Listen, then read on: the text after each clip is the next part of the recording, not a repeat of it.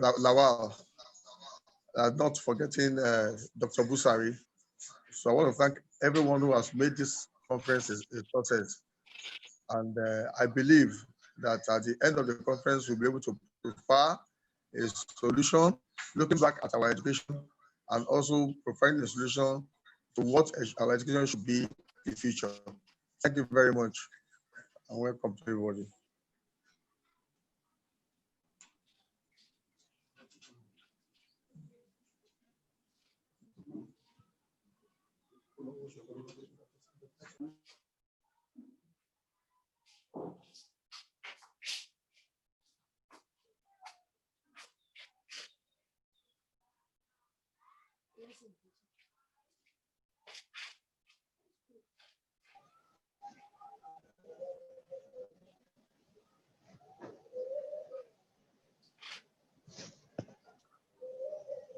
Dr. J.O. Adeboye, you're welcome for the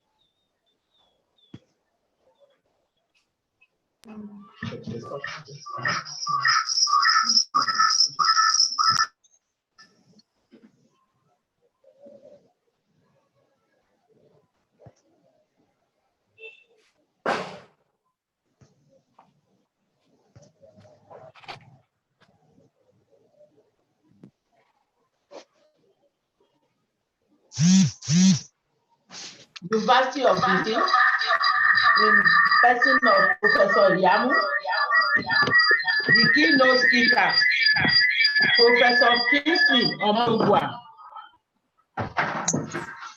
Dean of School here present, Directors here present, Head of Departments, Conference participants, ladies and gentlemen. It is my pleasure to welcome you to this second national conference of the Directorate of Degree Programs, first of its kind on a virtual platform.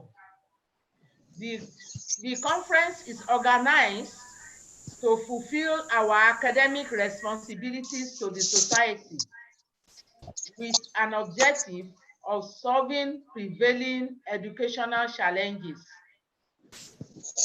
In view of this, the planning committee has embarked on a fruitful search and found a scholar of outstanding qualities to do justice to the conference theme. I do not have any doubt that every participant present will enjoy every bit of this discourse that will be led by a renowned professor, Professor Omorogwa, as the keynote speaker. On behalf of the entire directorate, I wish you all fruitful participation and deliberations in the conference. Thank you and God bless.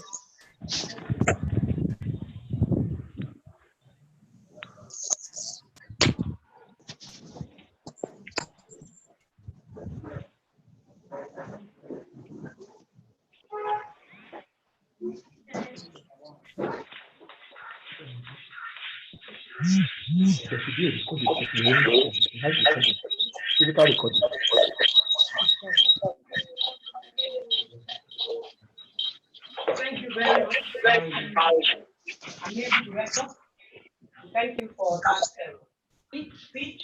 That's the director of the Directorate of the Greek Program.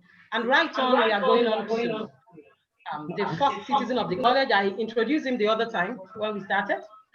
I like to call on a father to the college, a great supporter, a lover of education, a lover of sharing, knowledge sharing sessions like this, an ICT respected scholar. I like to call on the provost of the college, that is in person of Dr. Wahab Aziz, for his speech. Dr. Wahab Ademola Aziz for his speech. That's the provost, Federal College of Education Technical, Akoka. You are welcome, sir.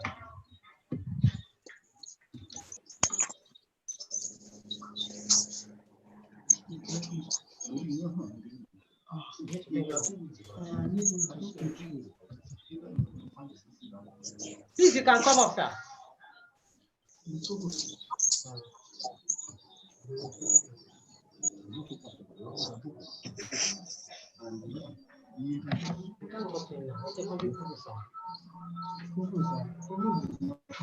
He's coming up, he's in there. Can you hear me now? Can you hear me? Hello?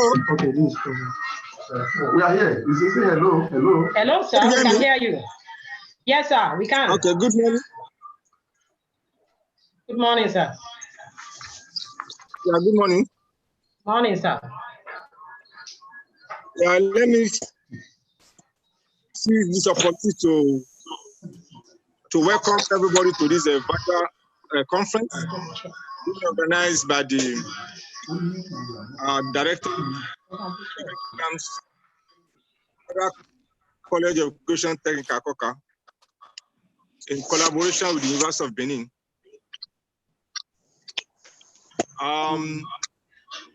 It's my pleasure to welcome everybody here and to wish everybody a successful conference as the conference has taken off today. The management and staff are very happy to be part of this innovation. We are hosting second conference. The first one was held last year, and that was before COVID-19 pandemic, and it was well attended. But because of COVID-19 pandemic, this second one is being held virtually for obvious reasons. The program has taken off, has kicked off now, and I'm also happy about the theme of the conference, which is the quality education, the past, the present, and the future. And I'm sure that the keynote speaker and other speakers will do justice to the topic, to the theme. Without giving any lengthy lecture, let me quickly say that education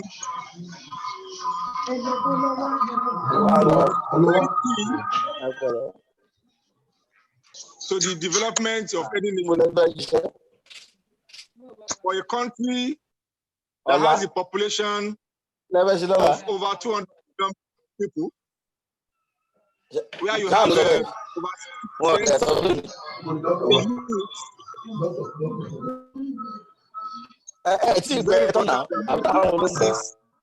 based on quality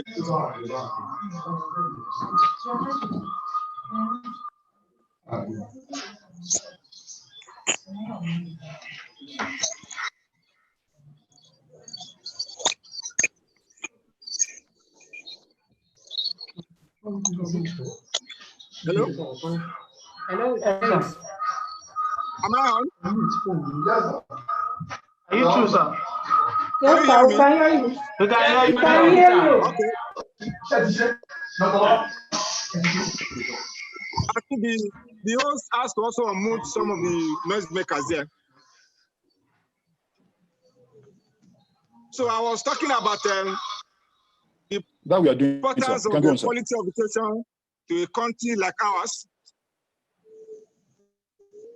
Nigeria has benefited from a quality education in the past because the schools, right from primary school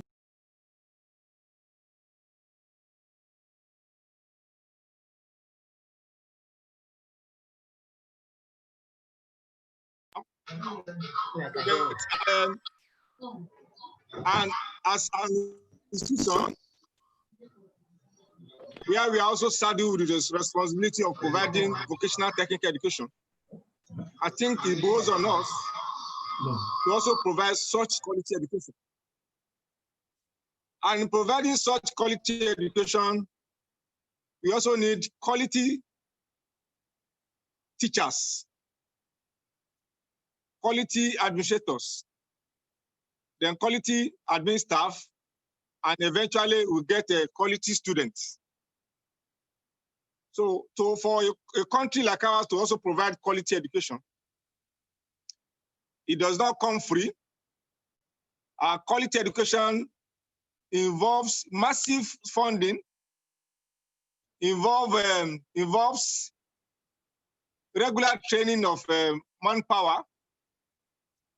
That means, the teachers, the lecturers, and the support staff. And that costs a lot of money. Quality education that we propose or we use as part of our team does not come so cheap and does not come so easy. All hands must be on deck to be able to provide quality education. And quality education does not require only cognitive, it requires affective and psychomotor. It has to be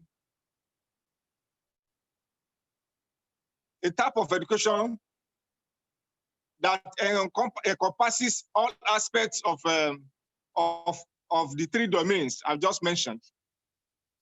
So on no account should we underrate the affective aspect of education. On no account should we also underrate the psychomotor aspect of education. Gone are the days when somebody who is technically skilled will be derided, and that any country that does that is going to suffer for it. Because if we develop cognitive aspects of education, we must be seen to be developing the psychomotor and affective at the same time, without one suffering for another. So that's the essence of my opening speech. And I want to say that as a College of Education Technical, all of us must also support the management and the college and the federal government to make sure that any student that has graduated from Federal College of Education Technical, ACOCA, is well equipped cognitively, with psychomotor training and affective training too. So at the end of the day, when a student graduates from the college, even if he is not employed on payroll of anybody, he should be able to also start something on his own, having acquired some skills here, practical skills that will earn him or her a living after graduation. So irrespective of the course you must have studied in the college, a graduate of our college should be able to, any discipline or any area or profession or career he or she lays his or her hands on, it should be able to make ends meet. And that's why this conference is very, very important, because we are discussing quality education. And we should be able to also look at all areas that make quality education very successful in other climes and in comparison to what we have.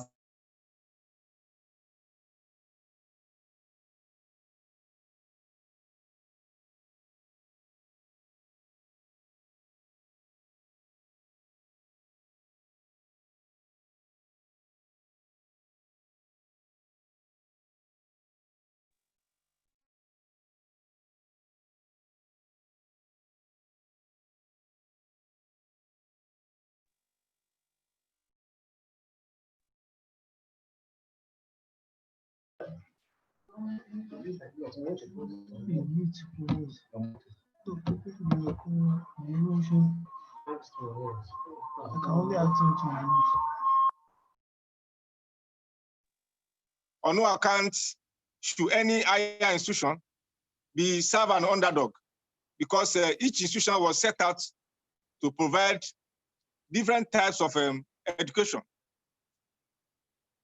Those who are institutions that are set up to also provide vocational technical institutions, some institutions are also set up to also provide technology education and science education. Some institutions, higher institutions, are also set up to also provide general education. These are the areas I'm sure that we should also look at. And while we also expect that all our speakers are well equipped, are prepared to give us quality papers, that at the end of the day, when it is published, the country, the college, and everybody will be better for it. Let me pause here and wish all the conference attendees and the organizers a very successful conference. And I hope that everybody will be better for it. Thank you very much.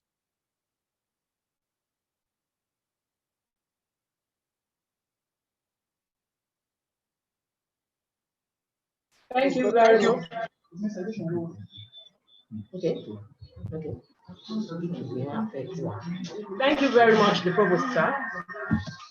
We appreciate you so much for that comprehensive speech. We really thank you so much for your time and presence.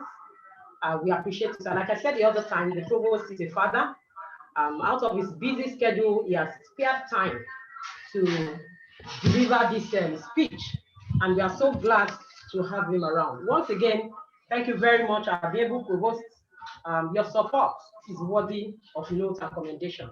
We really applaud you here. Before I continue, I'd like to introduce quickly, bring to our notice that I will not be doing this alone today. So I have co-conveys, and that's in person of Mr. Emmanuel Ogunriboku. You can see him right beside me, as well as Dr. Ola Utoku. At intervals, you are going to see them come up to also join me in anchoring this program. Let me also add that I have cited the chairman of degree committee in person of Dr. Stella Ifeyiwa Anuno. We appreciate you, ma'am. You are welcome. Thank you so much for your dedication and your time. We really appreciate you. God bless, ma'am. Now we'll go on. The next item on the agenda is to have the keynote address. But as usual for every conference, we have to take his citation first. He has joined us at the beginning of the program, and we are so happy to have him around. So quickly, I want to present briefly the citation on Professor Osamede Kingsley Omorogiwa. Please permit, pardon my pronunciations. I'm from the West, and I'm sure you would not be annoyed with me. So please let me just go briefly to talk about him. I can see you smiling. Thank you, Prof, for accepting my inadequacies.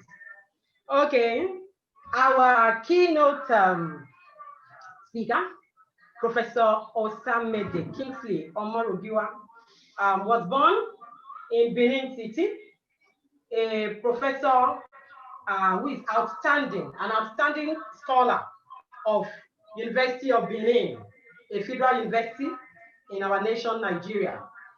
Professor Kingsley is a professor of measurement and evaluation.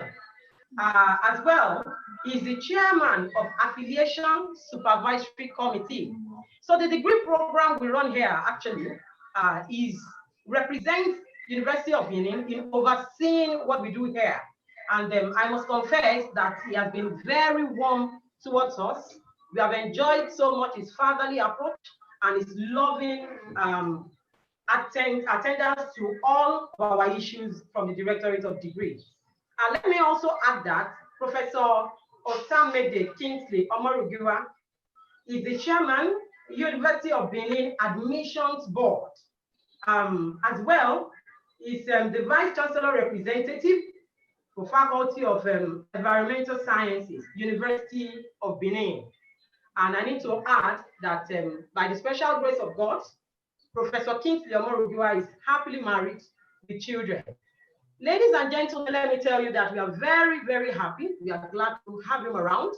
And I want to release us into the hands of a professor par excellence, a scholar with local and international experience, and a unique administrator of repute. Our erudite scholar, the one who will deliver to us the keynote address this morning, Professor Osamede Kingsley Omorugiwa. Thank you, sir. Welcome, sir. Thank you very much. Am I unmuted now?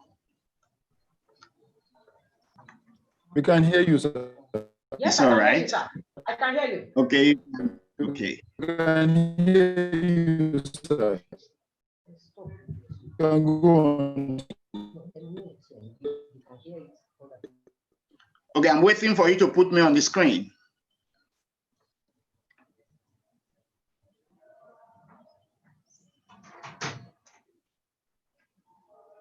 We can see you and we can hear you. Okay. We can see you, sir. It's all right. Thank you. Sir. Thank you very much. Thank you. I want to say I want to stand on existing protocols. But first, let me appreciate the provost of the college, the person of Dr. Wahab Ademola Aziz. And I want to also commend the effort of this conference committee.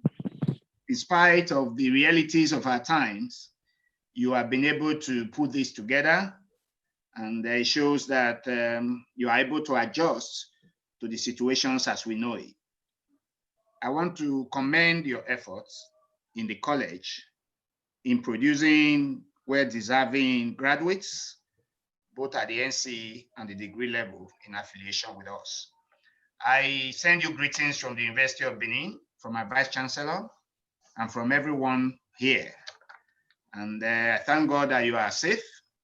And in spite of all the crisis, we are kept safe. And may God continue to do that for us. And as children who are appreciative, may we also acknowledge his goodness all the time.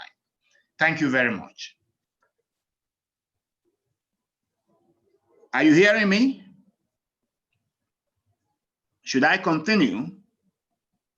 Yes, sir. Okay, thank you. I think we are all still grappling with some things in the technology, as it were. I prepared a PowerPoint, but I don't know how to upload it on. So I will have to do it. I will have to present this lecture from my keynote address from the other material that I've produced. So please bear with me. Well, I considered, okay, let me start with the topic, quality education, past, present, and future, to be delivered by me, Professor Oke Omorugiwa. You have done a good citation and they introduced me properly. So I appreciate everyone who is going to participate in this conference. Well, I think a keynote address should address some very basic needs, as it were, so that it is not too elaborate, so much so that I will take all the glory that we will see in the course of the lectures. So I'm going to be quite brief, but I believe that it will reveal the way to go so that other presenters hereafter will follow suit and be able to adjust even their papers, even if they have prepared before now. Thank you very much. So introduction. Every nation in the world acknowledges the role of education in national development. In line with this reality, investments by government, industries, and businesses and parents, as well as learners in the education sector is enormous. This is equal to the belief that the better quality of education, the better the social, economic, and political development of any nation. The expectation, therefore, is that the societal problems will be solved by education of the citizenry, thereby promoting the safety, security, and economic and political stability of the nation. The Nigerian nation has not been left out in the quest for quality education as a means for socio-economic development. The question at hand is, to what extent has quality education been achieved? Looking at the past, present, and future of quality education in Nigeria, as a lead paper into this conference, let me advance the basic tenets of quality education: a goal-oriented policy, a working teacher education system, adequate material and infrastructures, and above all, a well-motivated teacher workforce. For the purpose of this presentation, the past refers to before independence of the Nigerian nation state, the present from independence to today, while the future is from today into the near future. The past. You can move the slide now, please. The past. Formal education, the way we know it, was introduced by the British colonialists in the pre-colonial Nigeria. Before the coming of the colonialists, education was informal, which however continued after the introduction of formal education, with a focus on developing the child's physical skill, character, intellectual skills, and sense of belonging in the community, as well as inculcating respect for others and giving specific vocational training and understanding and appreciation of the community's cultural heritage. Fafunwa, 2004. This informal education did not enjoy the same regard as the formal education as expected, so it continued to wane. The formal education introduced by the colonialists was intended to serve their need for lower cadre manpower, aimed at training artisans, bookkeepers, clerks, interpreters to aid in colonial administration. Another relevant group that promoted formal education in colonial Nigeria were the missionaries, whose primary interest was to propagate the Christian religion, as this was the logical way to gain access, as they needed to train helpers to read and communicate in English language. As a fallout of the Second World War, the desire for self-determination led to the drive for formal education by the populace from 1944 to independence in 1960, marked a period of educational expansion in Nigeria. In 1948, the Educational Ordinance was promulgated, which decentralized educational administration in the Nigerian regions. The colonial government additionally reviewed its 10 educational plan for Nigeria and appointed a director of education, as well as mapped out a clear-cut procedure for assessing grants in aids by mission schools. Fabumi, 2005. The formal education provided by the colonialists and missionaries will be considered of quality as it achieved the intended purpose. This education fell short of preparing the Nigerian nation for self-rule and self-reliance. The products of this system desired and even craved for Western civilization. It's food, clothes, music, and other cultural defining attributes. This promoted the idea of being like the colonial leaders who had no interest in the socio-economic and political development of Nigeria as a country. Little wonder the level of corruption that greeted the First Republic, as most of the educated few only saw the opportunity to fill the spaces left by the colonialists without clear focus on national development. The present. In 1959, in preparation for independence, the federal government set up the Sir Isaac Ashby Commission to identify the future high-level manpower needs of the country for the next 20 years. This commission was to examine higher education needs of the country and was the first official comprehensive review of higher education in the country. The Ashby report prescribed that education was indeed a tool for achieving national economic expansion and social emancipation. Aliu, 1997. Nigerians participated in the deliberations that culminated in the report. Okay. Okay. Thank you. Some persons are to be muted. Okay. Thank you. I can hear some noise behind. Can they be muted, please? I continue. In 1969, the National Curriculum Conference was convened, which reviewed the educational system and its goals, and identified new national goals for Nigeria, which will determine the nature and direction of education in our country. Nigerian Educational Research Council, 1972. The conference, being the first national endeavor to change the colonial orientation of the Nigerian education system, aimed to promote national consciousness and self-reliance through the education process. This conference gave birth to the first indigenous policy of education in 1977.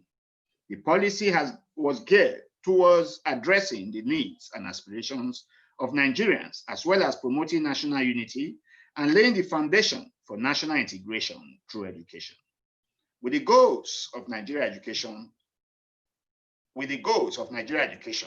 is to build a free and democratic society, a just and egalitarian society, a united, strong, and self-reliant nation, a great and dynamic economy, and a land full with equal opportunities for all citizens, a land full of opportunities for all citizens. This policy, however, be reviewed subsequently, 2004, 2014, 2016, in line with current realities. From the foregoing, Nigeria has a goal-oriented policy, which is the fundamental mark of an education system that can be considered of quality. There's a commendable effort at a good teacher education system, as there exist specialized institutions intended to produce suitably qualified teachers for the school system. There is, however, a challenge in teacher education that is inimical to the attainment of educational goals, in that the teaching profession is the least desired, as teachers are poorly paid and their working environment is usually not conducive, leading to the profession not being able to attract the best students. If the quality of students is poor, the product can hardly be exceptional. So there is need for teachers who are the drivers of the education system to be given the opportunity to feel a part of the benefits of their work in the society. The lack of infrastructure and materials to promote high standard of learning is an obvious reality. Education can achieve its goals when materials for learning are provided, maintained, and its utilization monitored. There is need for educational planners, policy formulators, and teachers to meet regularly in order to deliberate on how to make education more relevant to the need of the society and ensure international competitiveness. As it is today, the teachers are not well motivated So teaching is not attractive. Knowing that no education system is greater than the value of the teacher, it is impossible to have quality education as it is. However, the value system in society does not allow moral education to thrive. I leave you to judge as to the extent our education has helped in socio-economic development of Nigeria as a nation. As it is today, permit me to say that indeed there is need for the education of the citizens of our country be taken as a fundamental priority. For every great nation in the world has an education system based on solid policy and provision of the materials needed for the education to thrive. Moreover, when that is absent, then the fear is there that the quality of education that is supposed to be in any nation is not present. So as it is in our country today, there's a lot of work to be done to advance our education to the level of quality that will be able to produce the goods that we need to use and be internationally competitive, so much so that we'll build a nation where that will be the envy of other nations. The future. The future of quality education can be determined today. So if the Nigerian nation decides to take this step toward quality education, then we will reach the point where we'll be able to make effective use of our human and material resources, and our country that is endowed with so much resources will be able to stand out in the committee of nations. Let's remember that Africa expects us to stand in the place of leadership because of the advantaged position of material and human resources that is present in our country. So let me become more specific. What should the future hold for us? The continuous review of the policy on education to meet the present day realities and future needs of national development is imminent. The provision of adequate human and material infrastructural resources that meets with international best practice must be pursued vigorously. Aside from the provision of resources, proper maintenance, monitoring of the use of material and infrastructural facilities in schools should be followed up. We know that even though we complain that the materials that are needed are inadequate, there are situations where materials that are needed, even facilities, are poorly maintained. And because of that, it is not possible to build on what we already have even in years before now. So we must maintain the facilities and properties we have and build into our system a maintenance culture that is seasonal. When are we going to renovate our buildings? When are we going to replace materials in our laboratories? When are we going to? So all these things should be timed. It should not be, oh, because the building is not dilapidated, that is when we begin to call. There should be a regular timetable for such maintenance. And these efforts to maintain these materials should be monitored. Now, we know today that technology is the way to go. So as long as we introduce technology in our teaching and learning, then we'll be able to satisfy the needs of our society and our nation, and also be internationally competitive. So we must bring in enough technology for teaching and learning so that the younger generation will embrace technology as a way to learn, and the teachers will see it as a way to teach, not just for entertainment alone. I want to advance that to be able to get quality education in Nigeria, there should be a special salary scale for teachers that will enable a well-motivated workforce. You say, well, are teachers not being paid just as other civil servants in the country are being paid? Well, what is a salary? It's not just what is paid at the end of the month, but every other benefit that you get by virtue of the job. I don't need to go too far to tell you, when you see the teacher in our society in a particular salary scale, and you see his counterpart in a ministry on that same salary scale, you know that there are some benefits that are there because these ones are close to administration that the teachers do not have. So there must be room to make up for this. Because, I mean, I've seen teachers who have been in school for a while, they seek opportunity to now go to the ministry because they know that there are better benefits there. So to make sure that the teachers are well motivated, there should be a salary scale that accounts for the for the shortcomings that the teachers may suffer. Now, permit me to consider what will make our education quality to be what it should be, aside from the efforts at infrastructural development, taking care of our teachers, and ensuring that we move into technology.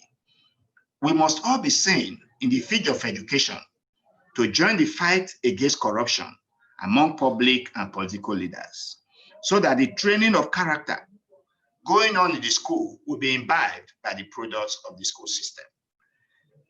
When you train people in character, but what they see around in the society do not portray what you are saying, they are likely not to follow. So every teacher must see himself as an instrument to fight corruption, which we must commend the efforts that is going on today in our country. The focus of education should be first on character, even before the cognitive and psychomotor learning. Because no matter what level of learning you have or an individual may possess, without character, the end of such learning will be decadence to the society. You will not be able to contribute meaningfully to the society, but rather exploit the society against the goodwill which education is supposed to provide. I believe that quality education in Nigeria can be accomplished, and it's something that can be achieved when we are determined to go the way we should go. Good enough in the world today, it doesn't take government to drive policies anymore, much more than the society itself. So we will encourage teachers, as well as we encourage the general society, even non-governmental organizations, to focus on good education as a way of achieving the desired socio-economic development of our country. Thank you very much, and God bless. Enjoy a fruitful and rewarding conference.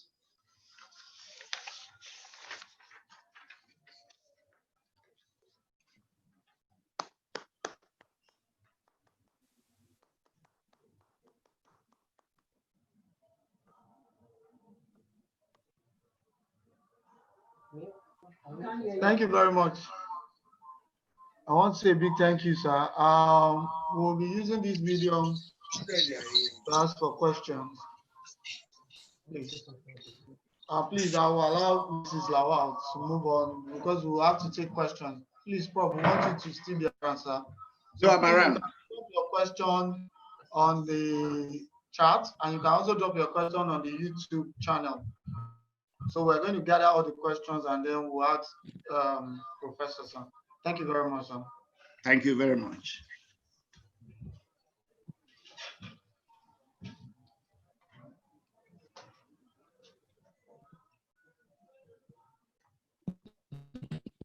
While we wait for the chat, sir, yeah, we want to appreciate your very useful, informative, and well-tailored lecture, sir.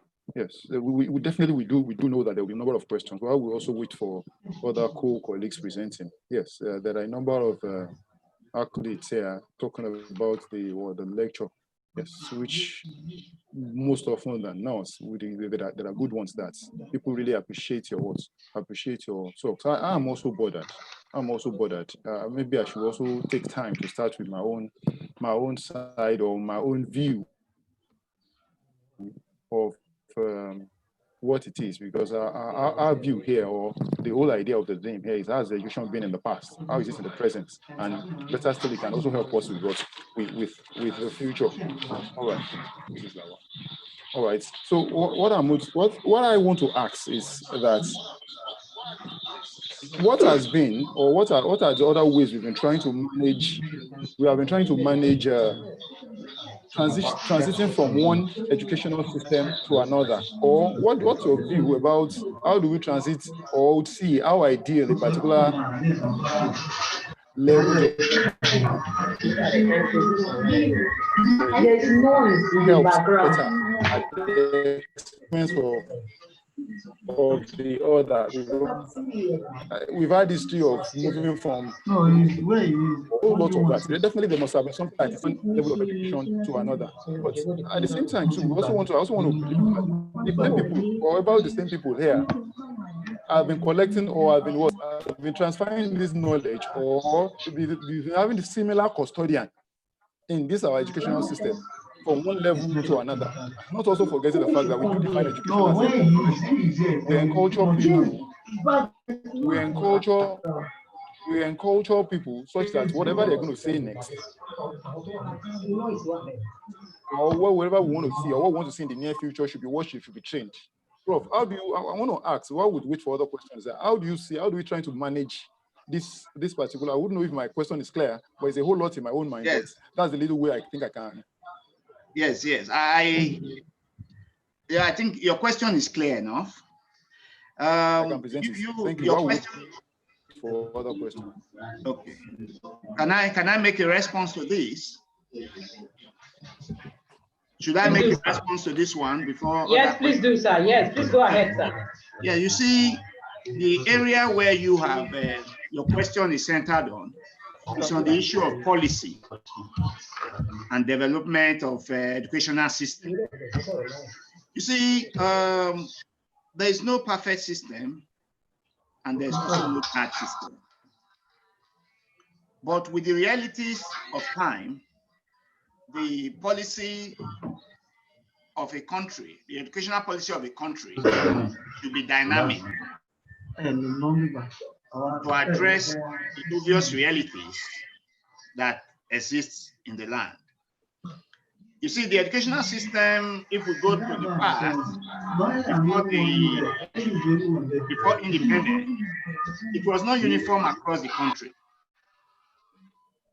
But with the first policy on education, there was now a form of unification, so much so that the practice of the educational system was now a united one. We have transited, and we have transited first from the primary, secondary, and then tertiary. I think that was then the 7, 5, or 6, 5, 4. From there, we moved to the 6, 3, 3, 4. Now we have moved to 9, 3, 4. You see, these are dynamics that are necessary to address the realities of the times. That is good enough. And if there is need for further modification, it should also be done. Now, on the issue of policy and strategizing, our country has done well. We have specialized institutions to handle various aspects of education. Just like the provost said in his opening speech, there's no part of education that is inferior to any other, and no other one is superior to any other. But we may see some persons preferring one to the other because of the state of the development of an economy. When the economy is developed, everybody will find a place to function, and every expert will be able to function adequately. So these dynamics that we are seeing in our educational system is healthy. And if there's need for more, as long as it addresses the problem of the society and makes us to be internationally competitive, it should be encouraged. Thank you.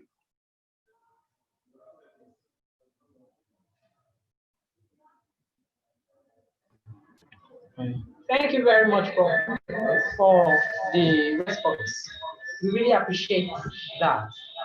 Let me tell the entire house that for those who have questions, we expect that you will type them up as charts, and then it be announced and then passed on to the prof. For those who are viewing this live on YouTube, we are already taking your questions to. I already have one here, and we are going to do justice to that. But before we continue, please let's have a very short intermission as we allow people to just write, because we'll take a few more questions before we round off this session. So quickly, I want to identify a few dignitaries. Let's allow Prof to just take a minute break, just to relax. So quickly, I have observed a few people online and we want to identify them, we want to recognize them. I want to recognize first the presence of the former Directorate of Degree Programs. That's a person of Dr. Mrs. Olajumoke Mekidiwa. Thank you very much, ma'am. We also have with us the Dean School of Education from Corona College of Education. That's a private tertiary institution, in the person of Mr. Augustine Modi. I've also cited on the platform our very own Mr. Festus Adeyemi from Fine and Applied Arts Department. He's currently in the United Kingdom and has joined us live. We appreciate you, sir. I've cited the Dean School of Science Education. Mr. Faleye is also online. You're welcome, sir. As well, I've seen certain HODs online. I've cited HOD Educational Psychology, Mr. James Adedokun, as well as the HOD Mathematics and Statistics, Mrs. Olubunmi Etukiren. Let me also acknowledge the presence of the COASU chairman in person of Mr. Ebenezer Oje. Thank you very much for remaining with us. Already I have a number of questions on YouTube and I want to go on to them while we allow Prof to help us attend to those questions. We appreciate his brevity in responding to them because we keep having them coming in. So let me take the ones on YouTube. I'm aware Prof can see the ones on WhatsApp, on Zoom directly. Prof, am I right, sir? Yes, please. I can see some of them already. Yes.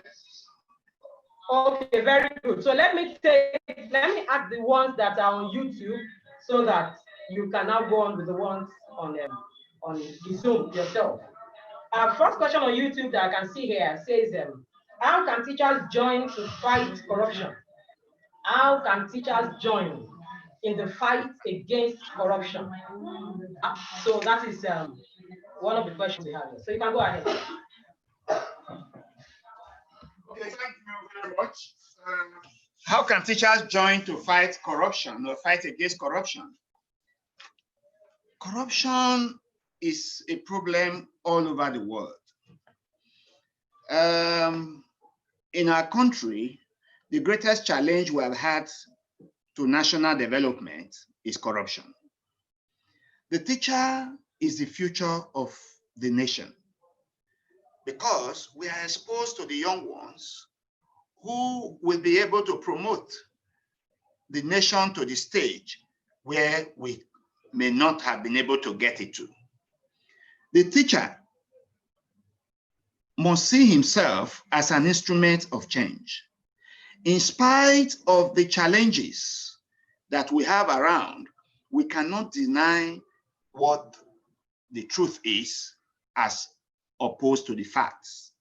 The facts is that the problem that was created from the colonial educational system is still here with us. When the colonialists were here, they trained those who could learn for their purpose.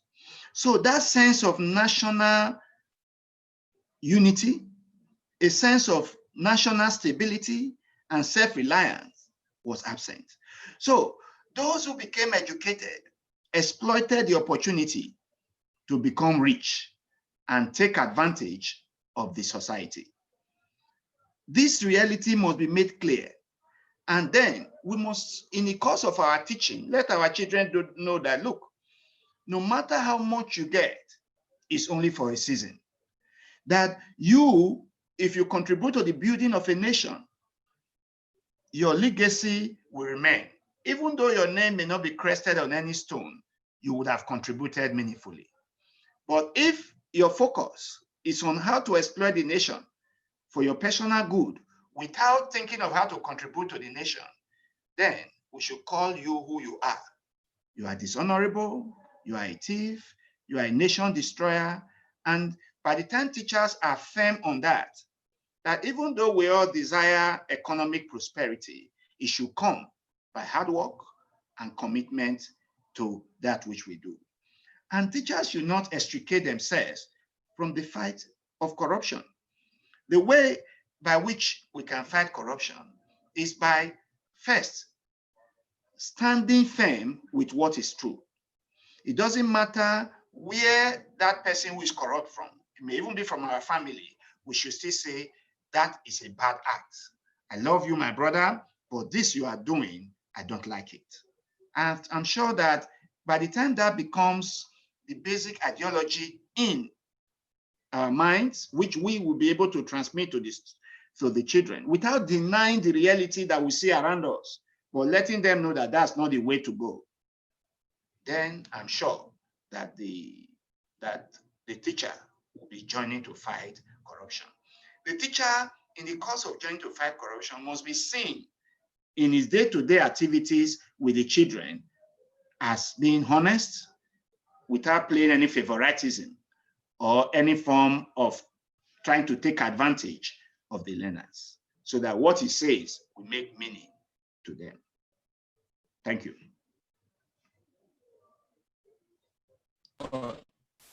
Thank you, Prof. Yes, moving forward, sir, I think we still have one or two questions for Mr. Ogunleye here. Good and timely funding. Sir, how can we achieve this as a nation in spite of the high level of corruption, which I think you've answered, and insecurity? I think that's the phase you've not attended to, sir. Yes. I also want to hear you about this, sir. Thank you. Yes, you see, when we talk about insecurity in a nation, and we, just like I've also spoken about corruption, what leads to corruption and insecurity are poor value systems. Our informal education, before the formal education, was based on solid values. People valued good character and honesty.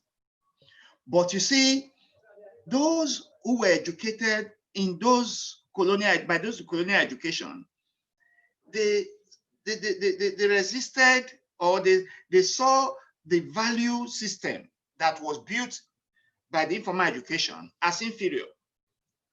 So there's a value problem. Now people see education, oh, I want to be educated so that I can enjoy the good things of life. And that is not the way it should be. I want to be educated so that I can be useful to the society.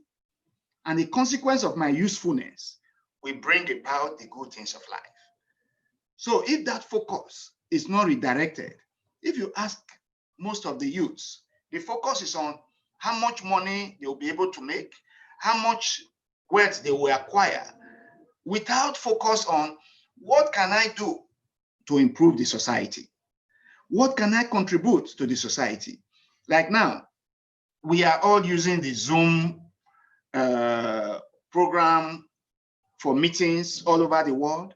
It's a development of someone who had value of how to contribute to the society. And because of that, every nation in the world is helping to build the economy of that nation from which it came. So that is what we're talking about. The value system needs to change. But we can't deny the reality of there.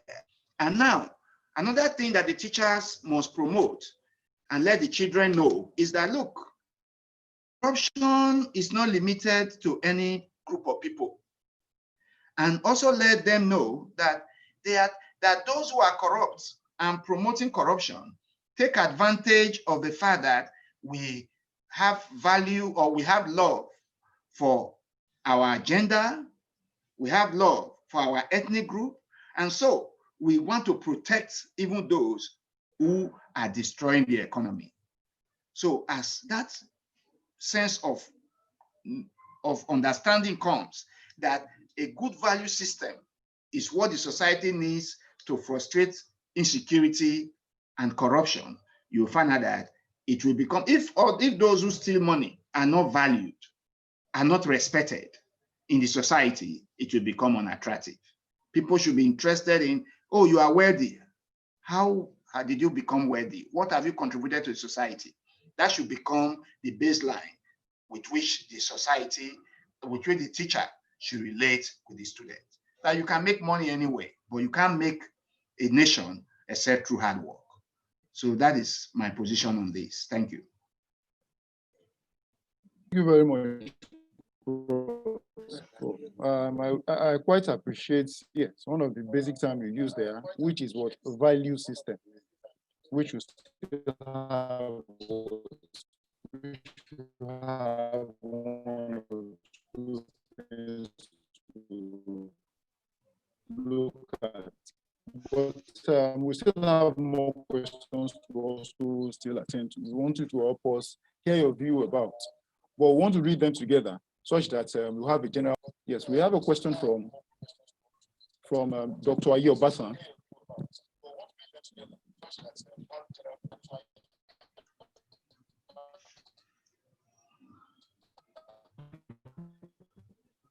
My apologies, I won't.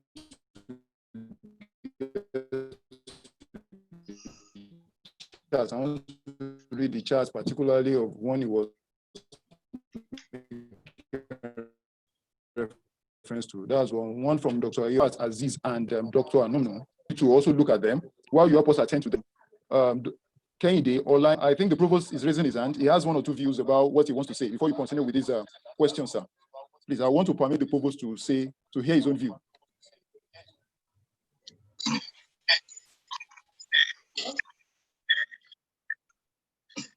Hello? Thank you, sir. You can go on, sir. Yeah, thank you very much. Let me appreciate the keynote speaker for the erudite presentation of his paper. Thank you, sir. On quality education. I just feel that I should also make just one comment, a comment on the issue of the corruption. And I want to also add that the issue of corruption in Nigeria is currently systemic. It's systemic in the sense that it has also to do with the politics, the political system we are running, and the type of educational system that we are also running. My prof, it will be difficult for anybody to be corrupt-free in Nigeria, depending on where you are working, because the system is lopsided. The economy does not favor everybody. So some who are not naturally corrupt will be forced to be corrupt. I'm sure you know what I'm talking about now. Because the system is so lopsided, there's so much inequality in the system. For example, let's look at Nigerian police. Everybody wants to also join Nigerian police. You know, their uniform, they are well-trimmed, well-trained, and so on and so forth. But all of a sudden, their conditions of service just deteriorated. And that the state now handed over ammunition to them. A policeman that is being paid maybe 35,000 naira or 30,000 naira per month, not well kitted, then you gave him, you handed over arms and ammunition to him. What do you expect? Is that you are legalizing official corruption because he has to make ends meet. I just use that one as an example. The same thing also in other areas too. So until we have a system that completely frowns against corruption, and where we have a elite of sanity is an educational system, because we also build lives. So, but despite that, we still have traces of corruption here and there, because the first thing human being must also fight against is survival. So once you are able to survive, then the issue of corruption is secondary, or is immaterial to you. And that's the aspect I just feel I want to introduce to it, because Nigerians were not corrupt in the past when things were well organized. Whether you're from a poor home or from a rich home, you could attend the same primary school or secondary school or higher institutions with any other children of the high class. But things have changed now. So I just feel that it's a bit political and ideological, because in the advanced climes, even the British that even handed over that we also got the colonial education from. If you take what is not your own, within few hours, the system will have caught up with you. So we need to also develop our system so that you can get rid of these corruptions. It's endemic and it's systemic. Thank you very much. So thank you very much, sir. Let me make some contributions also to your presentation, to the question and also submission that you made. True to it, corruption is an endemic problem in our country. And in the course of your speaking, it became obvious that to fight corruption, we must all come to terms with what people are being paid, the remunerations of workers. It should not be left to the unions alone to say, oh, our pay is not good enough. It should be something that should be built into the national system. Permit me to be plain. The economy of our country, in terms of exchange rates, have been such that the value of the naira have been devalued over time. So comparatively, we are being underpaid if you are on paid employment for every time the currency is devalued. I have a privileged knowledge that in some developed countries, what happens is the moment the currency is being developed, it translates to what government pay as salaries. Our government must be held accountable. And when I say government now, I do not necessarily mean the present or the past or the future. I mean government as it is. You see, our government have encouraged corruption. And how have they encouraged corruption? By making sure that people are meagerly paid. Our political leaders are well paid, but other workers are meagerly paid. So how can corruption not strive in a society like that? But the country belongs to us. So we are not going to allow a set of people to destroy the country.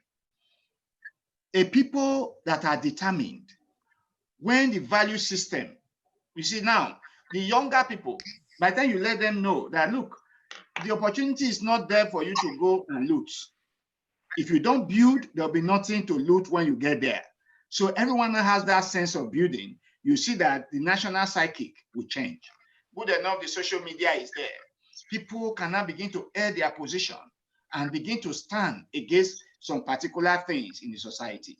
So let the conference address so many things, but more importantly, we must all leave this conference with a desire that Nigeria must fight corruption and build a good value system, and let employers of labor know that they are exploiting workers. Workers are being poorly paid. The value of the currency keeps deteriorating, but the value of take home, if you look at it, what I was earning 3 years ago with the exchange rate would easily have been maybe $2,000. But with the exchange rate of today, I am not earning up to $1,000. So how can such a nation be able to take care of the corruption issue? Even those who don't want to be corrupt are almost compelled to be corrupt for the sake of survival. So that is really a national discourse that we must address. If the leaders of our country, our political leaders, are being well paid, how do they expect the worker to be so poorly paid and then corruption will strive? But and then we must begin to reject those who enrich themselves corruptly, irrespective of where they come from or who they are. Thank you very much.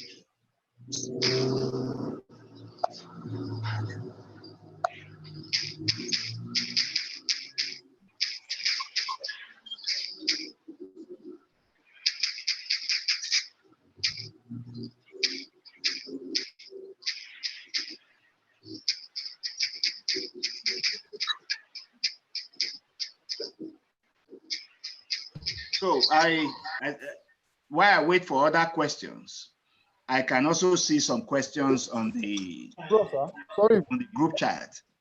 Essentially, you see, when we talk about the issue, I think we still have 1 or 2 more things to also grapple with, because over times,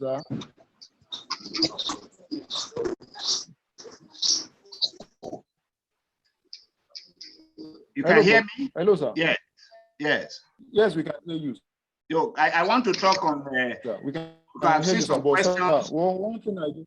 Okay, sir. The focus on funding as an issue in education. Well, there will never be enough funds to do all that you want to do, but there should be sufficient fund to achieve the purpose of whatever you have chosen to do. The idea of seeing government as the one that is in charge of everything will not help us. There must be a collaboration between government and private establishments, industries, and the likes. But that collaboration should not excuse government from their responsibilities. While we want to hold government accountable, we must seek other non-governmental means of financing education.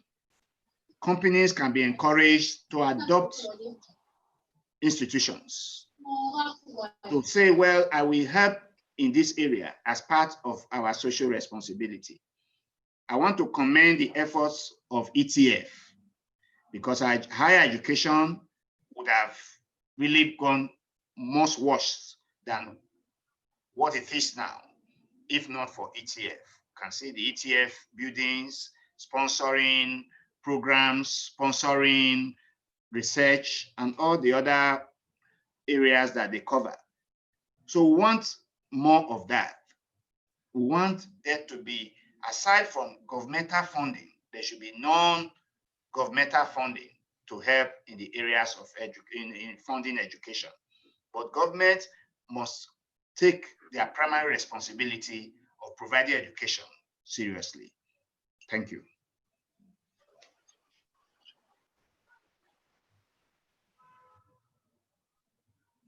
Thank you very much, Prof. Yes, Yes. we appreciate your comments. But while we try to round up on the event, I'll quickly please still want to implore you, because over time making presentation or standing and as an MC, I've learned that reactions at times, as small as it may be, may trigger something positive in listeners. So I still want to urge you, sir. There are still one or two things being said here by part of the audience, which involve Doctor, I just believe it's just one or two things to say about each or some part of this. We really appreciate that. Yeah, Dr. Yabasan is appreciating you, and he's talking about the quality of teachers. He wants to know about the quality of teachers. I'm sure you can also see the chart there. Also, we also have another participant here, that's Mrs. Aziz Sherifat. He's also saying that, talking about the building the old characters as of the old, moral education of olden days. Dr. Anumnu here is also worried about the transition from 6334 to 934 system of education, how that has affected our acquisition of technical skills, because we are a technical institution, as when compared to the advancement of what? Advancement of technology.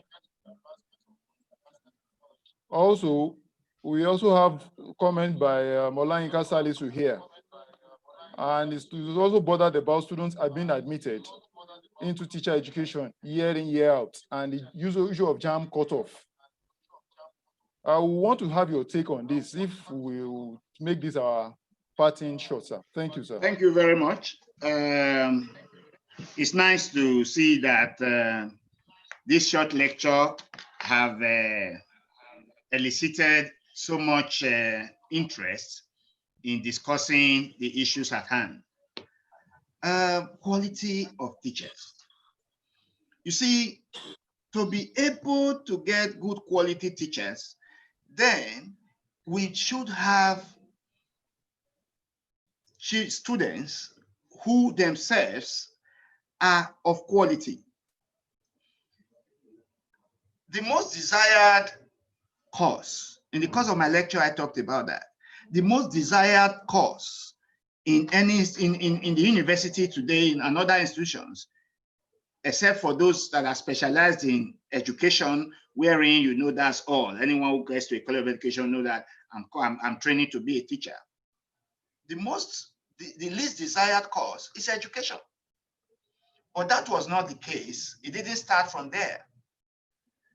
It has not always been so. Before now, people love to be teachers. Go to any secondary school and ask the children, what would you want to be?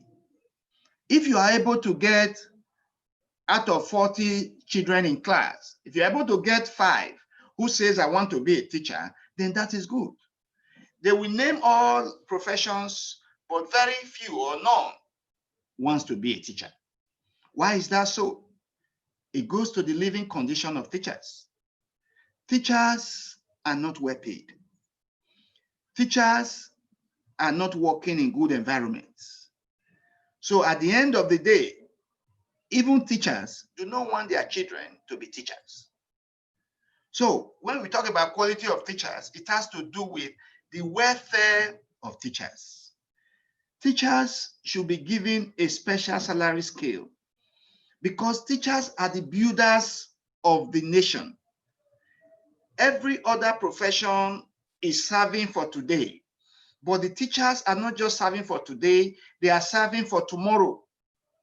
When Japan wanted to build their economy to become a first-class economy, the focus was on teacher quality. So they focused on making sure that they pick the best to be teachers. And the way to attract the best is to make sure that they are financially happy. Most teachers are also businessmen today because they have to make ends meet. For a teacher to be a committed teacher, a teacher of quality, that should be all he does. That should be all he's thinking of. Not you are a teacher and yet you have a store somewhere. You are a teacher, you have one other thing that is taking your time. How do you now? That's why you now see that teachers can come with lecture notes of years because there's no time to prepare, because they are running after other things to be able to survive.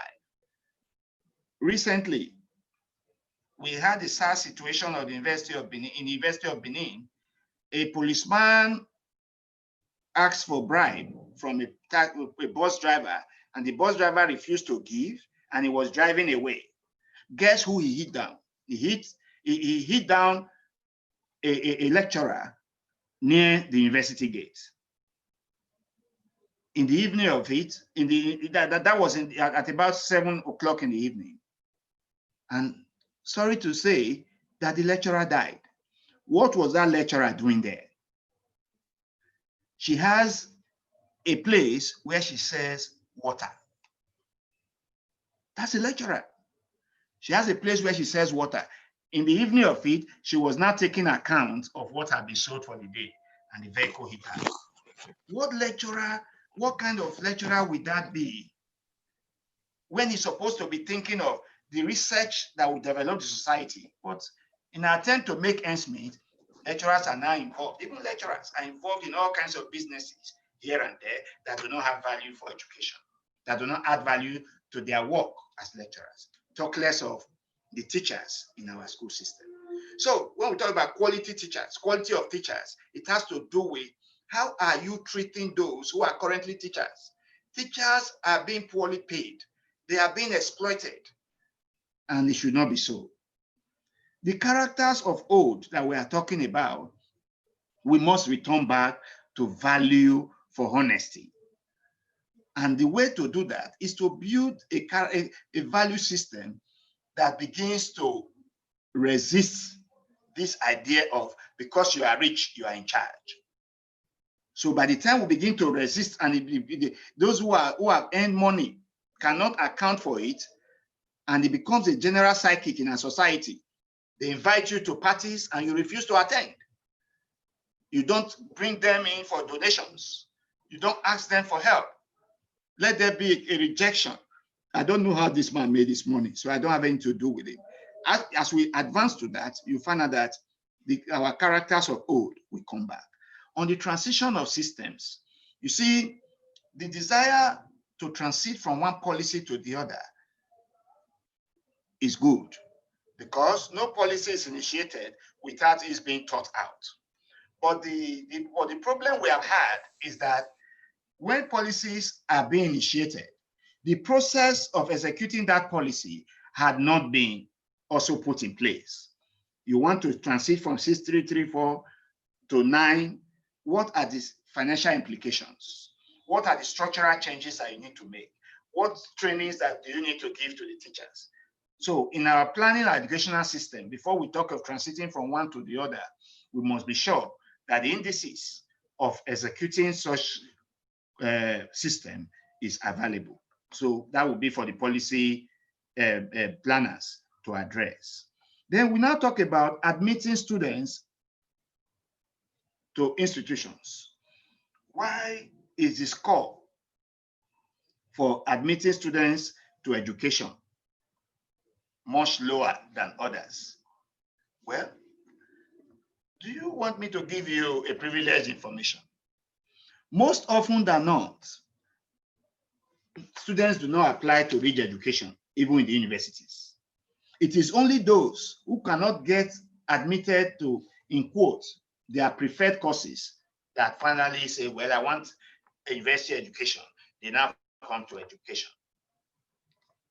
University of Benin, as we stand now, we are going to admit students for the new session, only those who have scored up to 200. At the time when I, privileged as the admission officer of the university, found those who applied to University of Benin, we had about 68,000 persons applying, but about 24,000 or about 25,000 got up to 200. So the others will have to seek admission as well. But do you know, of these 25,000, about 5,000 wants to read medicine, about 2,000 want to read pharmacy, about 2,000 want to read nursing, about 3,000 want to read law. So by the time you take it all, you find out that not up to 200 wants to read education. So at the end of the day, those who are coming to be admitted to education are those with the lower scores. And that has to do with the way the society, the government, and all that have opportunity to better the lives of teachers are doing. They would rather be elsewhere. The younger ones, they are not blind. They are not deaf. They see what is happening around us. They know what is happening around us. So even those who are training to be teachers, they don't desire to teach. Why? Because teachers are so badly treated. They are exploited, they are made poor, and so we cannot talk less of it. It has to become a national discourse. We need an emergency to save our teachers and save our schools so that we can now attract the best brains. If we cannot attract the best brains, then we are mortgaging our future. We are mortgaging our future today. We are giving up tomorrow to enjoy some benefits today. So that's the way it is. So as long as teachers are not preferred, as long as teachers are not seen as to want to be like in terms of basic amenities of life, as long as that is not there, we are not going to be able to attract quality students. Of course, students have choices to make. So they make the choices and prefer other courses because of the nature or the way the society, I don't want just to say the government now, the way the society are treating teachers. So our tomorrow, if it's going to be great, which we have the potentials to be great, is to make sure that teachers are well revered, teachers are well respected, and above all, teachers are well paid. Thank you. Thank you, Prof. Thank you, and thank you. Yes, I think in life, I've also learned too, as a young man, that yes, and what the ideals being transferred to us by older generation tells us is that what? Yes, you can acquire new experiences, but you can't acquire as much as old experience as the elderly. May you live long to mentor us longer. Yeah, thank you so much for that. I've gotten my own take. And my take is that, yes, the distraction of joint occupation divides attention, which still being transferred to younger generation, which is also affecting admission, teacher education. Yeah, that's a whole lot to think of. I'm sure as much as I have been blessed with this or something to ponder over, all right, I hope every other person listening to you must have. It's all our responsibility, not about the government alone. Thank you so much once again, Prof. And we know we have taken so much of your time, but we appreciate the time you have spent with us. Thank you so much, sir. All right, so moving on, sir, we want to move vote of thanks, and that will be said by the Deputy Director, the person of Dr. Olowa. Over to you, sir.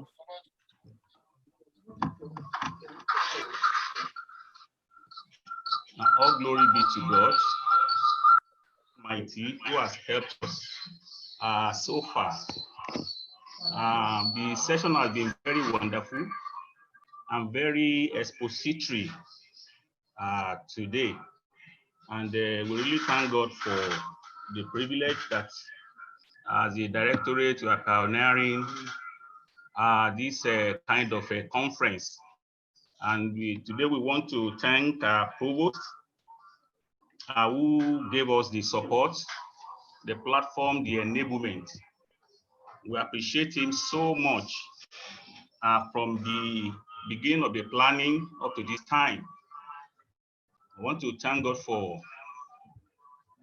our committee, the Directorate Conference Committee, ably chaired by Mr. John Taiwo Wagod, who had worked relentlessly and was able to carry along all other members, even very senior member, Mrs.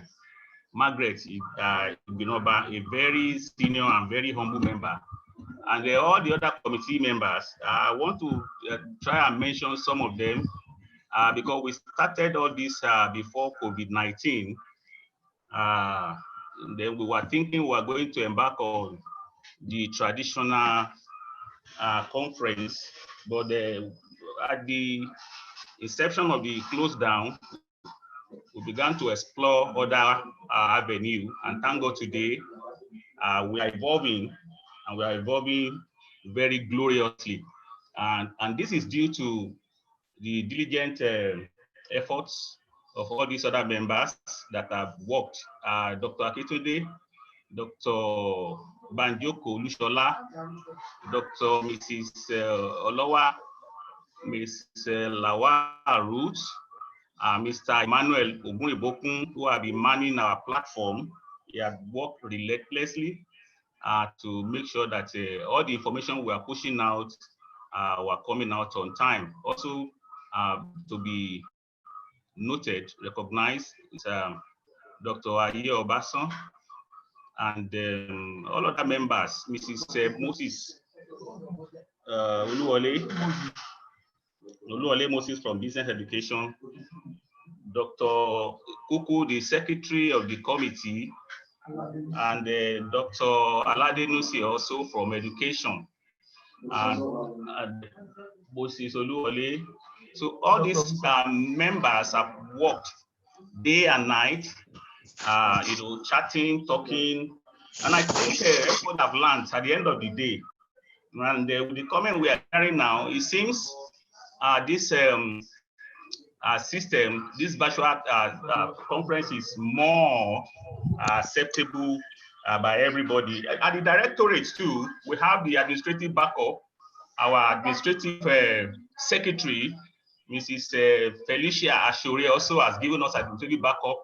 Mr. Oludashi Samson, the assistant deputy bossa, and every other members of the directorate have worked relentlessly to make sure that we have this program successful today as we are having. So want to thank Professor Morogua for that expository lecture that you have given us and the time taken to attend to all the questions that were posed to you. And I want to tell you that what you have done today has given us an eye opener to what we as stakeholders are supposed to do, lecturers and all our guys, the administrators. We thank you so much. We know that it took a lot of time for somebody to be able to prepare such a very beautiful note address that you have delivered today. We thank all our participants, all those who are hooked up, both on the YouTube and those who are hooked up on Zoom. We have seen so many people on Zoom. Many deans have been recognized, and we want to particularly mention our Deputy Provost, Dr. Biodun Wasiu Lamidi, and the Registrar, Mr. Rashid Dada, the bossa, Mrs. Amaka Oji, very lovely and very amiable when we are moving about. He's always ready to attend to you and assist you.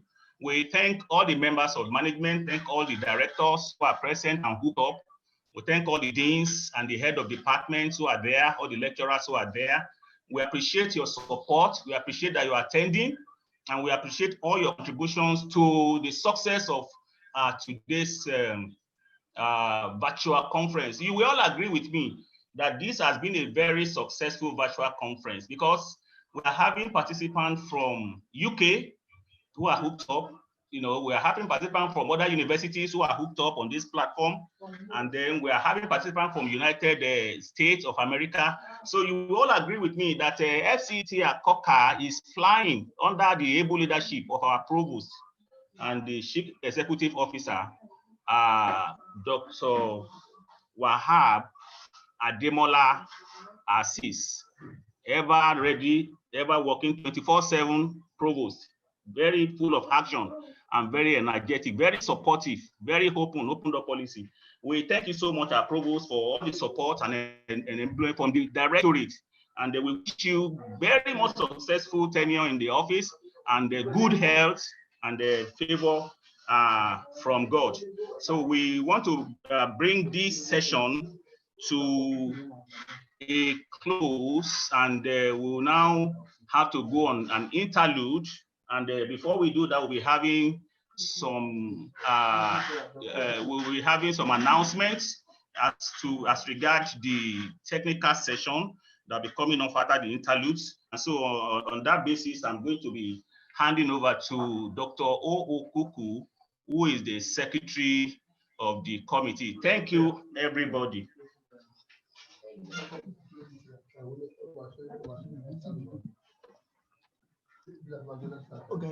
Thank you very much, sir. Thank you very much, Dr. Olowa, for the yes, before we conclude, or before we wrap up the session, we also want to bring this quick information to our notice that after now we're going to have a 30 minutes break. Thereafter, for the plenary session.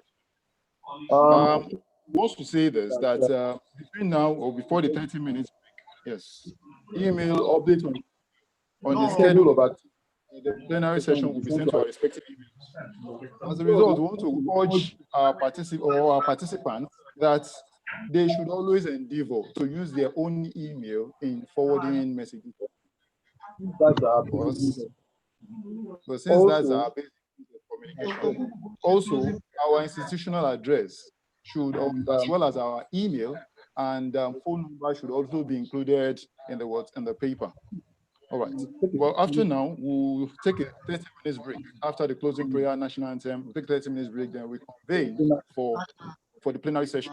All right, to say the closing prayer, I want to invite the pleasure of Dr. Mrs. Busari to say, hey, Dr. Busari, my apologies, to say the closing prayer. Over to you, Dr. Okay, let us pray. In Jesus' name, in the mighty name, we want to thank you for your faithfulness over our lives, over the degree program, the University of Benin, Federal College of Education, Technical Apoka. We want to thank you, Lord, for the committee that you have given the grace to organize this conference. We thank you, Lord, for the ability. We thank you for the strength, the resources, your holy name. And we want to appreciate the Almighty God for we planned this conference, even though the pandemic is on, but God is missing. We are healthy. And today, the opening of the conference has started, and we return all the glory to God Almighty. May your name alone be glorified in the name of Jesus. As we continue with the presentation, we ask, oh Lord, that you give us the grace to do accordingly in the name of Jesus. By the end, all what we'll be learning from the conferences, from the plenary session, we shall all be able to put them into use, and the glory of our education will be restored back in the mighty name of Jesus. Thank you, everlasting. Cover ourselves with the blood of Jesus. We say peace and restore back in the name of Jesus. Thank you, Lord. In Jesus' mighty name we have prayed. Thank you. We can only be thankful. We can only be thankful. It's a 2-day program. We have started well, and today, we thank God for today's opening ceremony. Also our participants. May we also rise for the national anthem. Okay, please, let's go with the national anthem.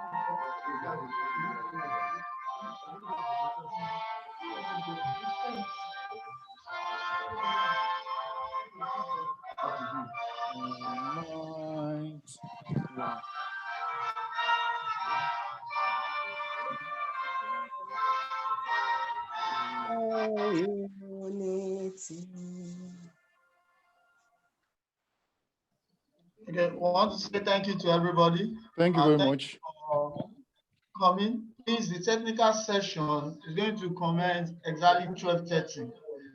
It's going to start the technical session for 12:30. Please, tomorrow workshop, we're also going to have workshop tomorrow So we are trying to let everyone get to know by tomorrow. We will be starting for 10. Please, the technical session will start by 12:30. So please, if you still want to come, and again, the workshop is basically on qualitative research.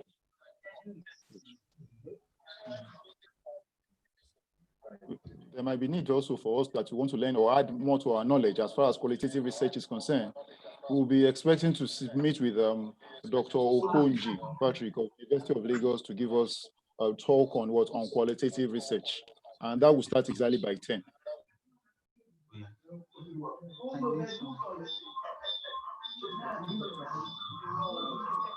No, I think we have amending meeting.